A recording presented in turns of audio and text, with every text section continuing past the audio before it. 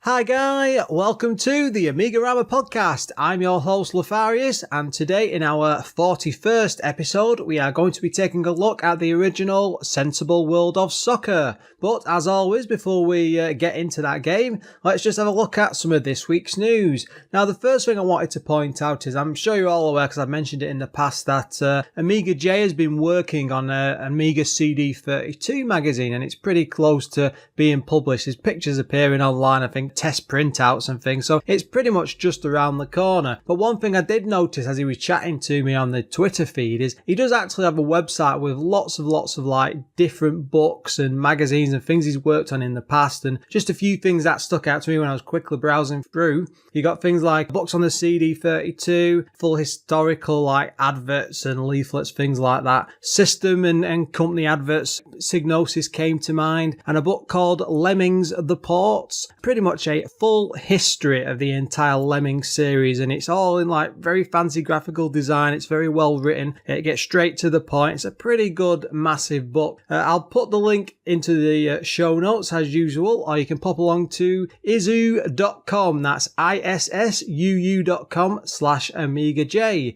Next, we have something I noticed over on Indie Retro News, which is a fantastic news site just in general for gaming stuff. It's not just the Amiga, they pretty much cover anything related to retro. But one thing that did catch my eye recently is a full re-release of the Gianna Sisters Special Edition. Now this takes the original and rare Amiga game from 1987 and puts it through a modern DS blender with new graphics, top quality sound effects and much more. In regards to the update, which also works for the CD32 version of the game, the intro has been overhauled with lower memory requirements, faster loading times, always a plus, stereo audio, proper NTSC support, as well as Cygor's latest WHD Load Slave 1.6, which apparently fixes minor bugs within the game. So that's like faster loading times, less RAM consumption, NTSC support for the US fans over there, stereo sound, and over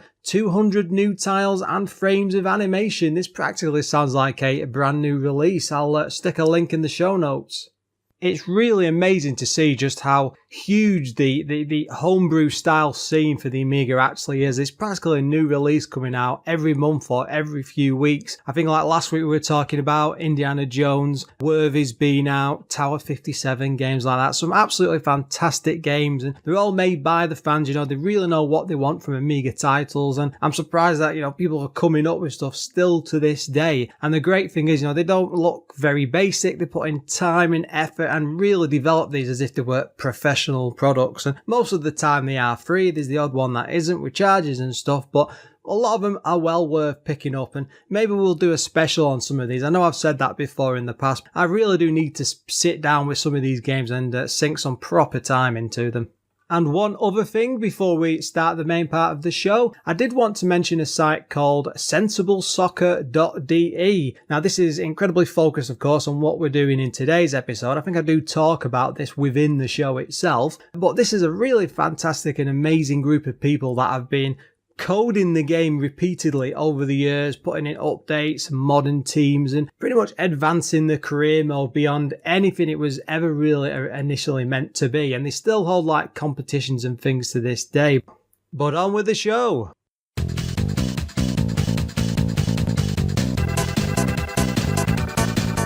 You're a gold starring superstar hero. You let your head down and play with the band. You're a gold starring superstar hero. And every goal, the double best of around.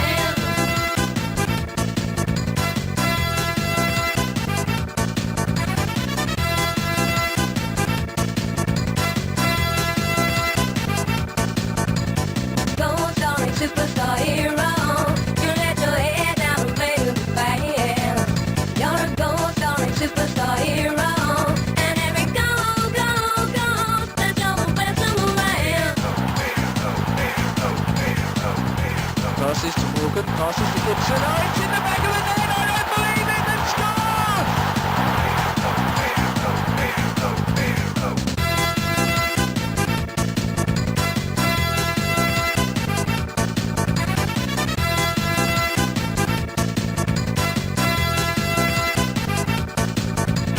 Gold starring superstar hero. You're a gold starring superstar hero. Gold starring superstar hero. You're a gold starring superstar hero.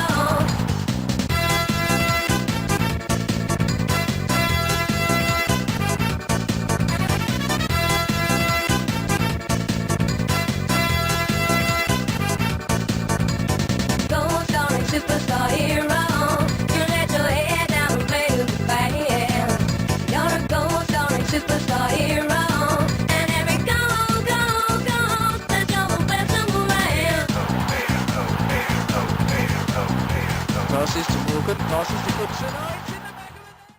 A few weeks ago, basically when England was still in the World Cup, I came up with the idea of maybe trying to link an episode of the show in with the upcoming World Cup final. You know, we'd come out on the same day and all with that excitement of, you know, would we win, wouldn't we? And at the same time, I'd play the game sort of not live, but record myself playing the England matches on s.w.o.s and just see how it went. And I thought it might have been quite entertaining, but then we were knocked out of the World Cup and it all just sort of fell apart. But it did get me interested in actually looking back at Sensible World of Soccer, and quite a few people came forward and started saying, oh, you've got to do s.w.o.s, it's an absolutely fantastic game. So, I mean, it is something I have a lot of experience with. I played it back in the day quite a fair bit, so coming back to it now, you know, all these years later, I wasn't quite sure if it would still hold up, say, compared to more modern football games, because, you know, they've moved on a hell of a lot since then, and there's even been a recent release of Sensible Soccer. I think it was called Sociable Soccer, which was done by John Hare as well. So it was something I was really interested to get back into.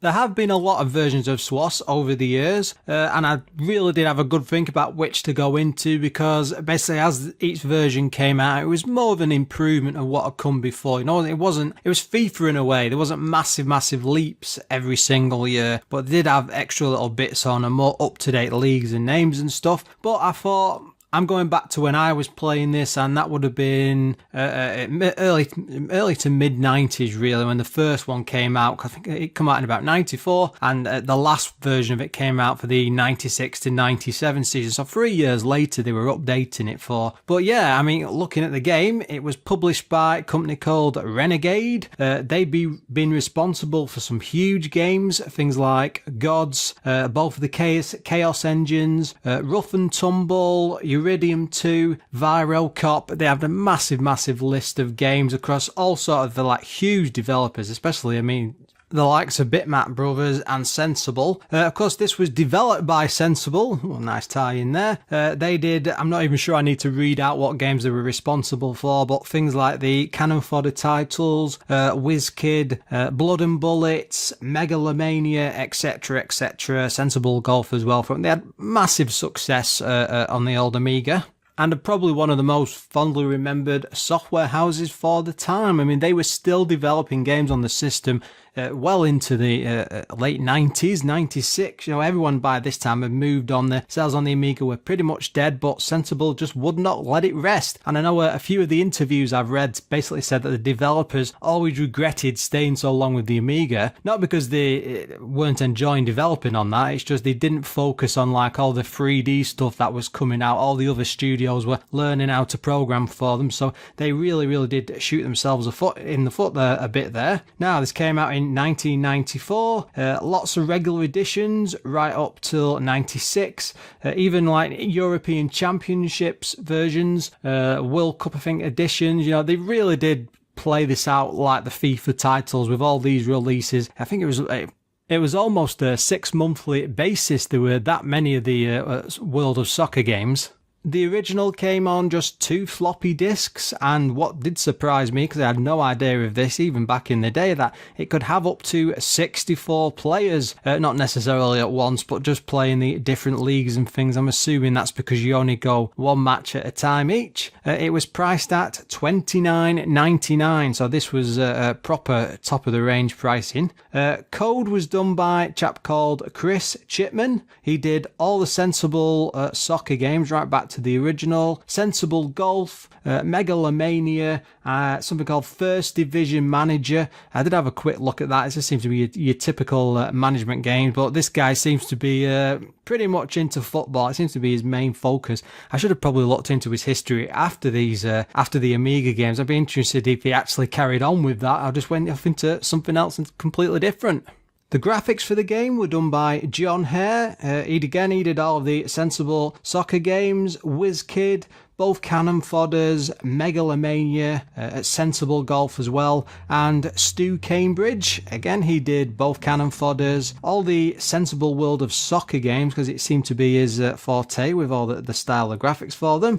A game called Feudal Lords, Sensible Golf, and something called Last Starship, which looks like a shoot 'em up. s.w.o.s was built from the original Sensible Soccer engine, which came out in 1992. That itself came from changing various sprites in the Megalomanian engine, I believe, into football players. They were running them about, and it pretty much looked like a football pitch, and they got the idea then of maybe doing a spin-off football game because it might be interesting. But the team, right from the off, always wanted to make the whole Sensible Soccer series and games like a recreation of the feel of a football match. You know, they never stopped working on the Sensi engine right from birth, right up until Sensible Software themselves just went out of business, I suppose. Where they were bought out by Codemasters. But it's an impressive feat what they actually managed to accomplish. The coder, Chris Chapman, was always adding new features to Sensible. It was like a constantly being built engine. They were working on this right from 92. Even when he was working on other games, he was constantly sneaking back to the office and developing this in, quite a huge way. The game itself, it had more than 27,000 players from across the world. That's over 1,500 worldwide clubs. John Hare actually stated that he wanted it to be like the s.w.o.s of the football gaming world with that much choice. I'm not sure if you don't know what s.w.o.s was. Back in the day, these were like plastic figures of, it's like a miniature board game style of football, and you line them all up on the pitch, and then you flick these little figures to hit the ball, and then you take it in turns to take your shots and things. Now, it's just, it's just a board game. It doesn't sound anything too fancy, but the idea behind it was if you were a Manchester United fan, a City fan, Chester, Chelsea, anything like that, any division, you could go and buy a s.w.o.s set of your football team, and it was a huge worldwide success, I believe, at the time, and they just created them across the world. God knows how many they actually produced over time, but it was a huge business for them to think of that when they were trying to tackle it with Sensible Soccer. You can certainly see where they were coming from with the idea behind it all. One of the sneakier things they did do when they were creating this was to use actual real life player names. Licensing wasn't really a thing back then. There was no like solicitors or big legal teams chasing after them because they've all been using these names, because we were still in that early era of gaming where nobody really realized just how big a business it could actually be. So for the fact that the team went out there and just, got the proper list of names for like 27,000 players and all these teams and put them all together properly. And it's absolutely incredible when you're playing the game and you just see the different characters. Even I know a few big names from back in the day, and they're all in here. There just isn't anybody missing. And from what I could find out from various interviews and stuff, there were very, very few mistakes, and the ones they made were like very simple things from like some foreign team, which was really hard to get exact lists of, but they did try their absolute best, and it's incredible what they actually came out with. I must add at this point that I am by no means a football fan. I think I have said that before, probably when we did the Football Glory episode. That's another good comparison, because that game was trying to do what Sensible Soccer had been doing all this time. But just because I don't like football doesn't mean I can't play and enjoy the games, because video games are always, completely different than reality. s.w.o.s actually adds a management element. The original sense had none of this. There was no buying or trading players or coaching a team to no extent. It was pretty much all about gameplay. And the original team didn't want to lose this. They didn't want to distract from that magic that they'd managed to create. So instead they went back to it for, let's stick to the original gameplay. We'll build up a management style simulator, I suppose, around the edges. And because of this, it's a very, very light thing. It's not meant to be in depth. It's just meant to be like a slight distraction off to the side as you're playing the game. The original had some very odd AI. It could really trounce you at times, and at others be really, really easy. It just depended on the look of the drawing. It's all on the AI, really. Most of the games would end up in massive goal differences, like 10 to 5, 15 to 6, crazy scores like that. They really wanted to strip it down for this, so they did make some changes. And in order to add the management element, they focused on skill bases for the players on speed, tackling and ball control, which were all linked to this huge database which ran behind the entire game, which ran all these different things, tied it all together to the different teams without changing the core gameplay. Now, graphically, the game isn't very different to the original. They did add things like crowds in there, chants, better sound. Again, they didn't want to ruin that original Magic Play formula. Sensible Soccer itself was a very, very special game, and they could see that, but they just wanted to expand and build upon it and to create something else.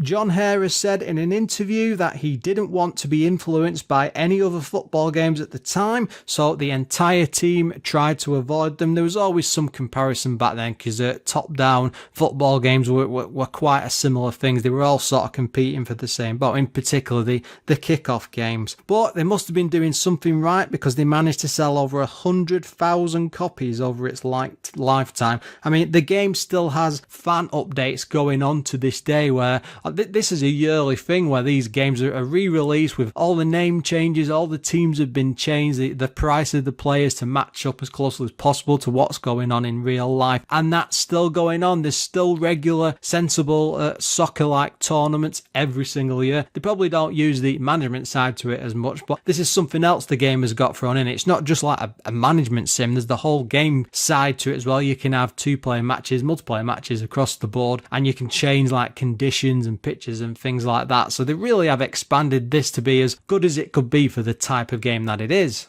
Amiga Action even released a Sensible World of Moon Soccer demo, which is very, very bizarre. It's pretty much the full version of the game, but with extra teams, and they've all got a chance to play on the moon, and the ball is affected by the gravity. It's extremely difficult to get used to and to play, but it is a lot of fun and it's still available, so I'd say go and track that down because it's well worth a look, especially for a demo.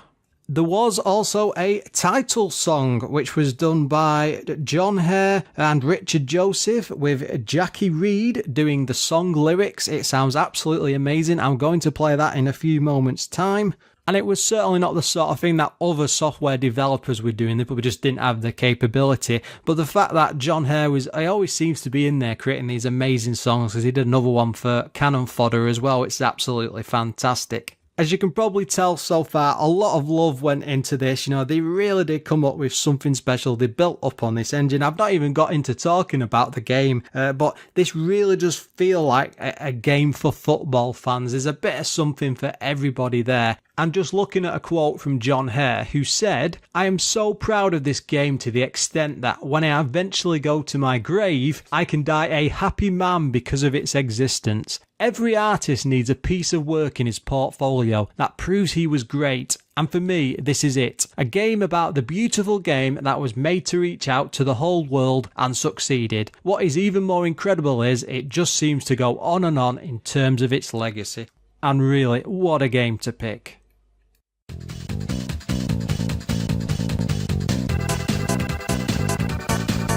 You're a gold star and superstar hero. You let your head down and play with the band. You're a gold star and superstar hero.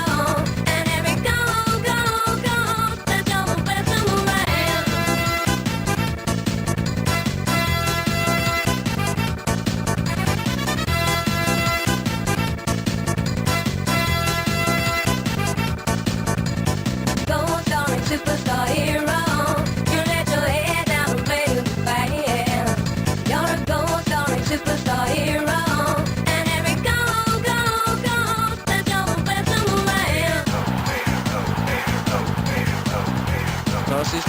Passes to Goodson. Oh, it's in the back of the net. I don't believe it. They've scored.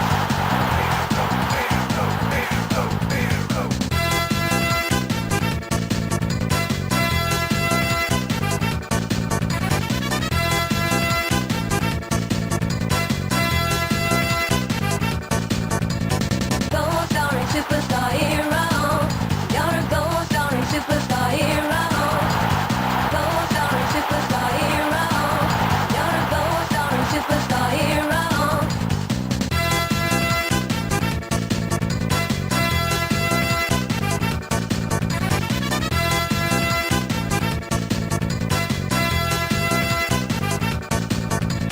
Gold starring superstar hero. You let your head down and play with the band. You're a gold starring superstar hero. And every goal, that double best around. Passes to Morgan. Passes to Goodson. Oh, it's in the back of the net. Let's move over to the game. Now, when you first start this up, you're presented with some very simple text box menus. Not very fanciful. You can move up, down, left or right, select lots of different things, all the different modes, things like 2-player games, multiplayer games, custom edits, stuff like that. You then got the choice of a career mode, season, I believe, or a cup. Very, very simple things right from the menu. You can also save and load stuff to and from a floppy disk. Now, the meat of the game itself, I'm pretty sure by now, if you're want to hear about s.w.o.s, then you're pretty much into sensible soccer already.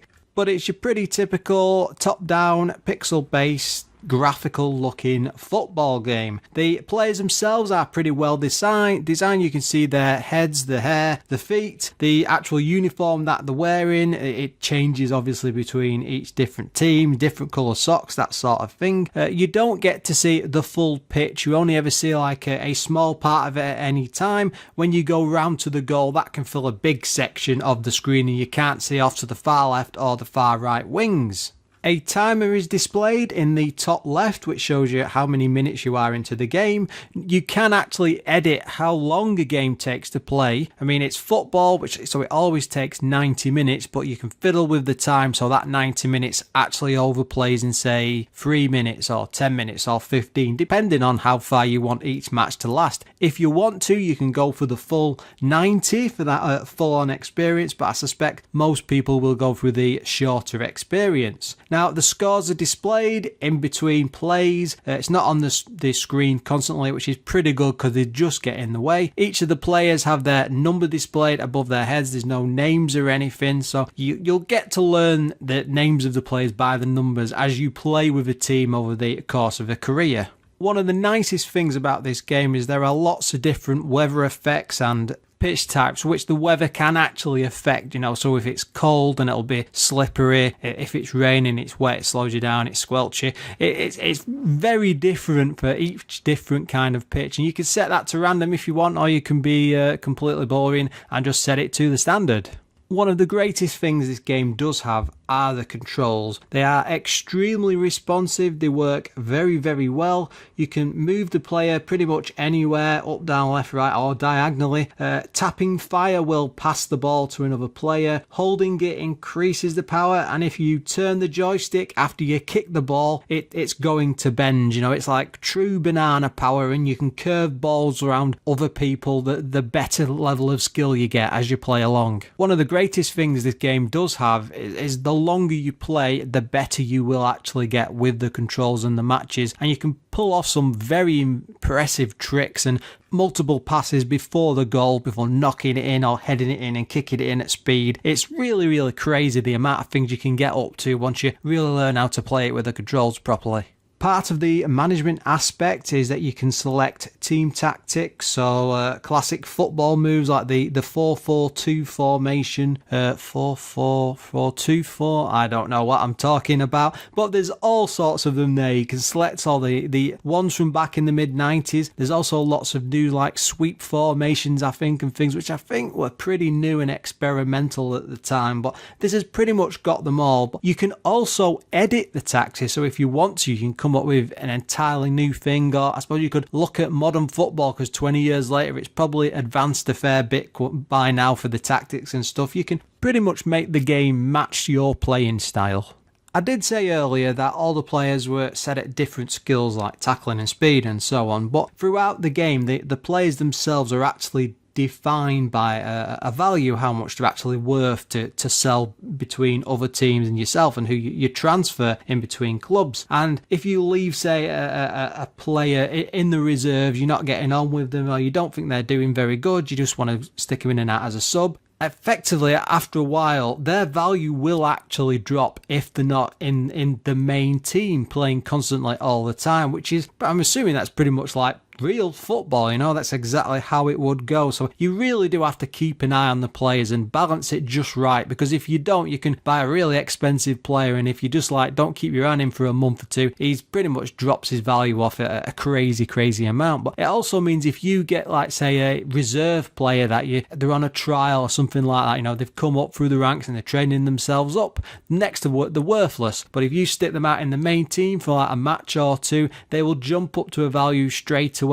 If you think they are promising by watching over a couple of matches, you can keep playing them in the main team and build their value that way. And pretty much if you balance it right, you can earn a fair bit of cash off that, because you can play them maybe in friendlies or odd cup matches here and there and just keep boosting the value. You have to be careful though, it's very well balanced, so you just can't stick them in for a bit, earn a bit of money, and then stick them back in the reserves, because otherwise they will drop off eventually.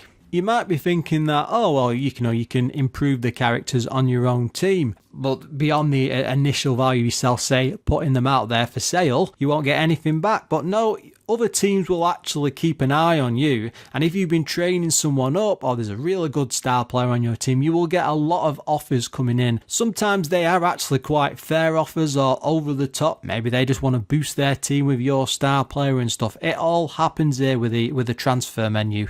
There is, of course, no fancy images or any graphics or anything. It's all the transfers are all based around text on a screen. When you buy and trade players, it's pretty much just names and numbers. It's not much deeper than that. When you play the game, you can choose to be either a player manager or just a player or just a coach, which is interesting depending on your point of view. But what it means is your entire career, which is based over 20 years, you can switch between the two, because you might get bored or just think, I don't want to play through that division. I'm really low down. I'll just let the computer decide for me. You can do all that and just skip through it all quite quickly through the menu. So it's quite light how it touches on it, but you can go more in depth if you want. And if you're coming up to the big final and you think you're really skilled enough to play the game, you can sit down and play it yourself as the player coach, and you as you would with any football game really, but it does add that extra element to it.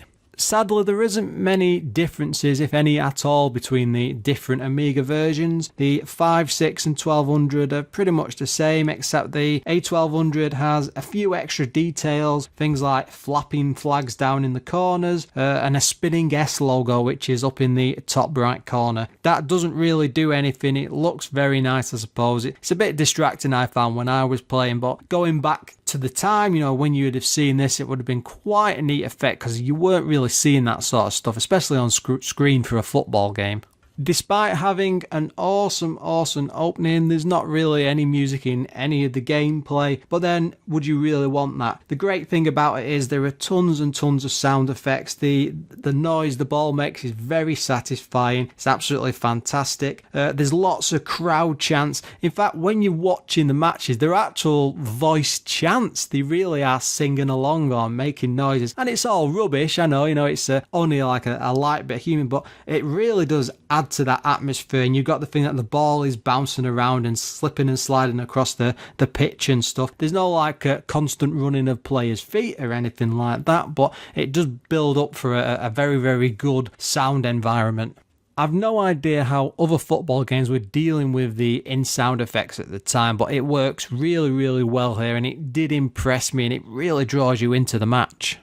I did mention earlier just how many players and clubs and everything were involved, but I don't think I can tell you how many actual divisions or cups and all that type of thing there actually are. You can pretty much go to any country in the world and have full seasons and full careers. You don't have to stick to the UK. You can go to some really far distant countries if you want to and experience their players at the time. And of course, if you get the up-to-date patches today from the fan community, you can play modern matches.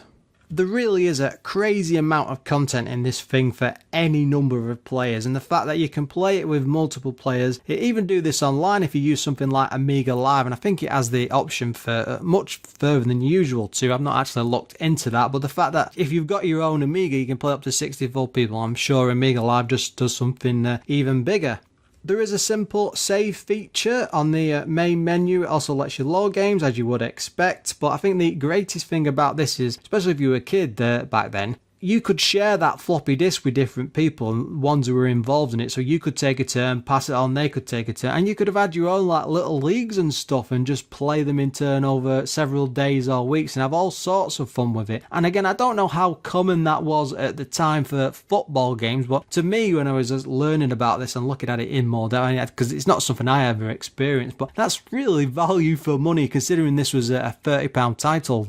I will say one of the most exciting things I found from this is there's a real difference between the players in, say, the Premiership, the real high leagues, and the third division. I tested a couple of teams just to try this out because I thought, well, there can't be that much in it. I know they said that they'd added extra levels to them, like tackling and speed and so on, but when you play someone from the Premiership, the ball control is literally, it's on the dot. You can turn on the spot, you can dribble it properly, you can do all sorts of fancy moves and swirl around other players. You go back down to, like, say, the third division, you've hardly got any control. You can lose the ball really easily. It does take a lot of time to build the players up to get up to the level of the Premiership, but you've got 20 years. You can attempt that if you want, or you can jump right in at the top end. Either way, you're going to have a lot of fun doing it.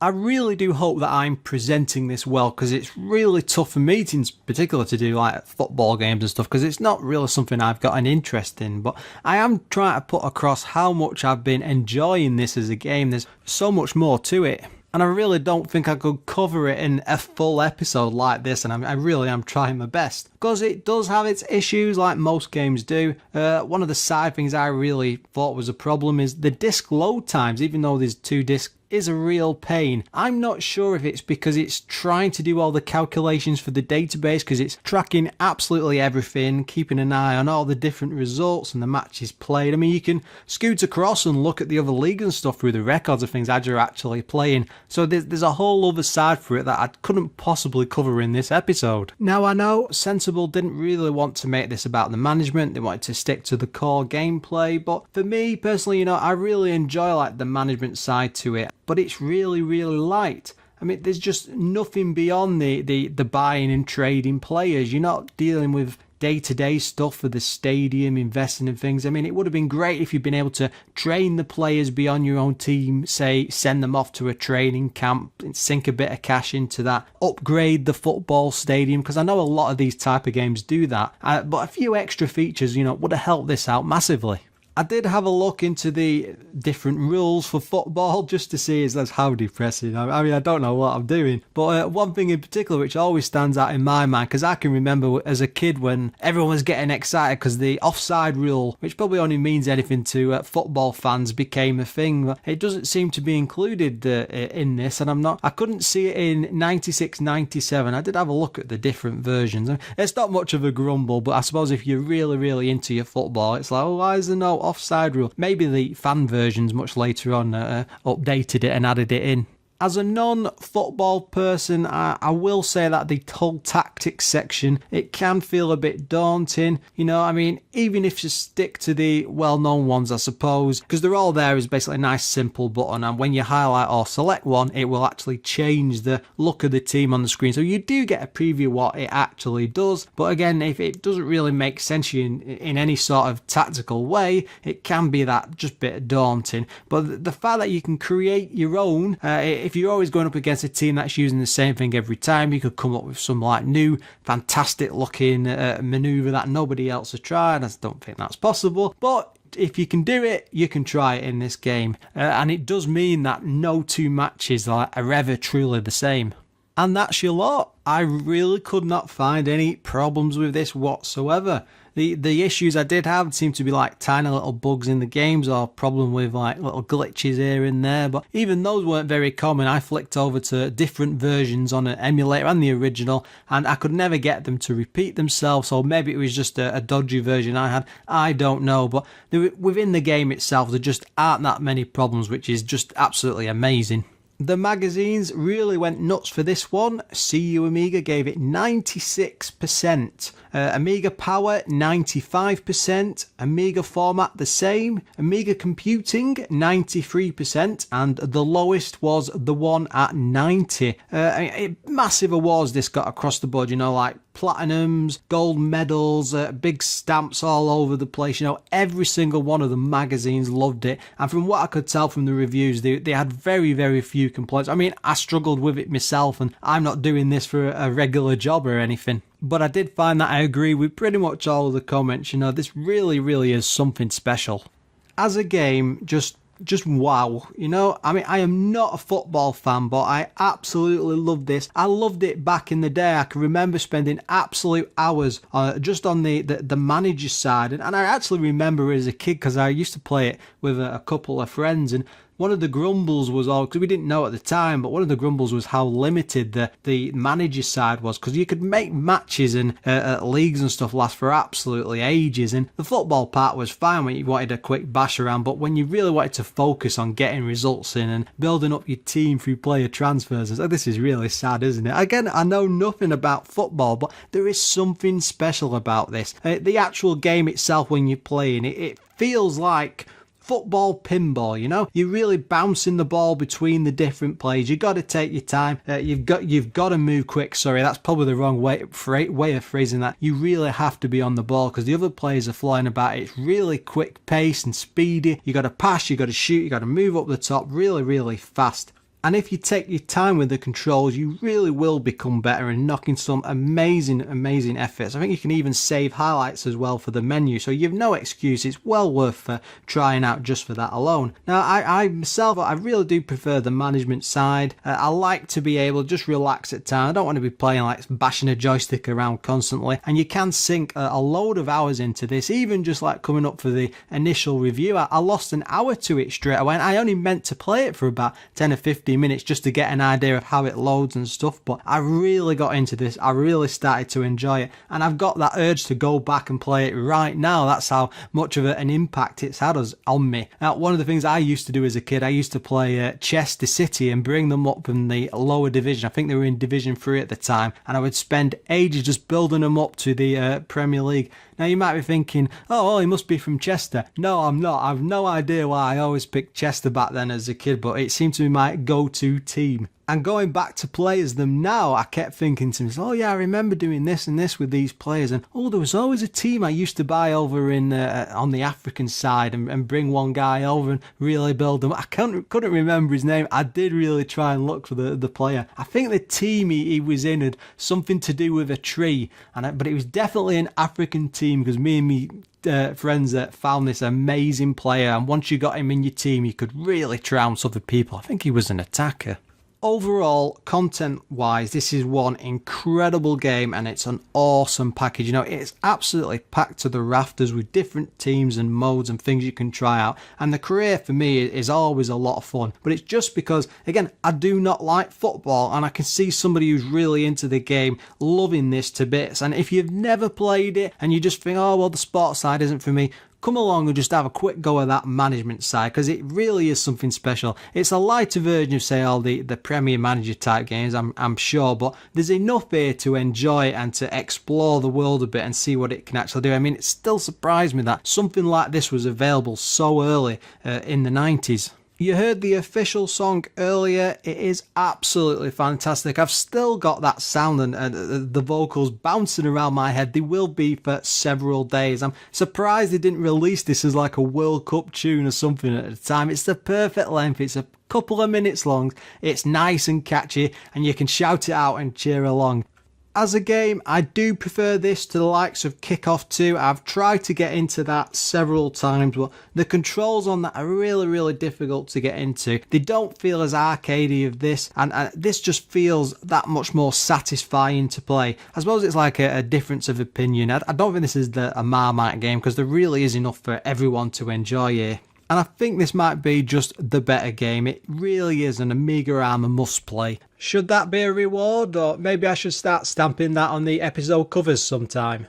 And that seems like the perfect time to draw the episode to a close. If you'd like to leave any comments or just want to watch some footage of the show, you can pop along to AMIGArama.com. I do fresh gameplay footage every single week. You can leave comments on there, or even if you want to visit the Facebook page, it's facebook.com/AMIGArama, or drop me a line on @AMIGAramaPod or over on Twitter. And as always, I want to just give a huge thank out to my Patreon supporters. I am going to start reading out these people's names because they've been with me for quite a while now, and I'm ever so grateful for everything these guys have donated. They are Adam Bradley, Figgy/CTZ, Graham Vebke, Jason Warnes, O'Brien's Retro and Vintage, he has a website by the way, Retro Ravi, Sneff, and last of all, Treble. Again, a big thank you to those guys. See you next time.